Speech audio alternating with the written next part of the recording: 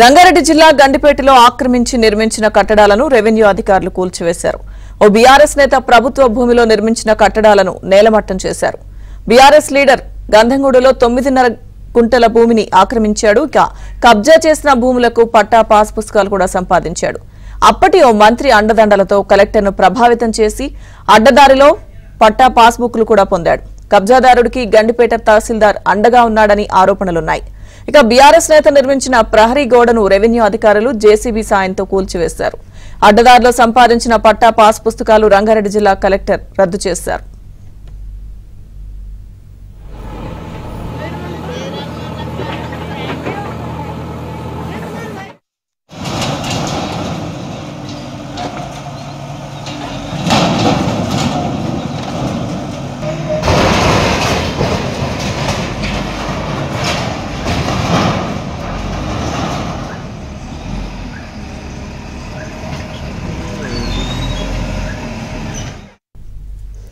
రంగారెడ్డి జిల్లాలో అక్రమ కట్టడాలను అధికారులు కూల్చివేస్తున్నారు. పూర్తి డీటెయిల్స్ మా ప్రతినిధి నుమాన్ అడిగి తెలుసుకుందాం.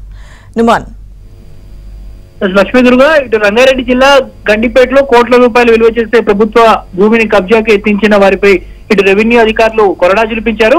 గంధంగూడ సర్వే నెంబర్ 51లో 9.36 గుంటల భూమిని కబ్జా చేయడానికి ఇటు బీఆర్ఎస్ ఒక నాయకుడు ఎత్తించాడు. సో కబ్జా చేసినటువంటి భూములకు పట్టా పాస్బుక్లు కూడా సంపాదించాడు ఆ బీఆర్ఎస్ నేత.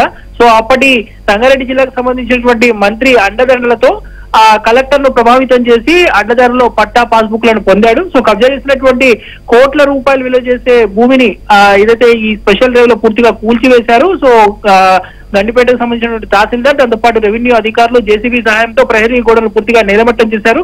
ముఖ్యంగా ఏదైతే అడ్డదారిలో సంపాదించేటువంటి పట్టా పాస్బుక్ లను కూడా రంగారెడ్డి జిల్లా కలెక్టర్ శశాంక దాన్ని రద్దు చేశారు. సో ఎవరైనా కూడా ఇటు ప్రభుత్వ భూములను కబ్జా చేస్తే మాత్రం కఠిన చర్యలు ఉంటాయి, వెంటనే వాటి మీద ఆ ఉక్కుపాదం మోపుతామంటూ కూడా రెవెన్యూ అధికారులు అయితే హెచ్చరిస్తున్నటువంటి పరిస్థితి ఉంది.